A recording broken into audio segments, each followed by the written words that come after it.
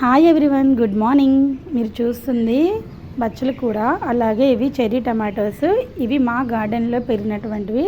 ఈ బచ్చల కూర మన ఆరోగ్యానికి చాలా మంచిది. మనం బచ్చల కూరతోటి పప్పు చేసుకోవచ్చు, పచ్చడి చేసుకోవచ్చు, జ్యూసుల్లో కూడా వేసుకోవచ్చు. ఈ బచ్చల కూరలో మన శరీరానికి కావలసిన ఎన్నో ఖనిజాలు, పోషకాలు అనేవి ఉంటాయి. ముఖ్యంగా విటమిన్ ఏ, కే, తక్కువ మొత్తంలో లుటిన్ కూడా ఉంటుంది, కెరోటిన్ ఉంటుంది. మన శరీరానికి చాలా మంచిది. మెదడు ఆరోగ్యానికి, కంటి ఆరోగ్యానికి, గుండె ఆరోగ్యానికి కూడా చాలా మంచిది. మన ఛానల్లో కూడా బచ్చల కూర మామిడికాయ వేసిన పప్పు కూడా ఉంది. నేను లింక్ కింద డిస్క్రిప్షన్లో ఇస్తాను, చూడండి.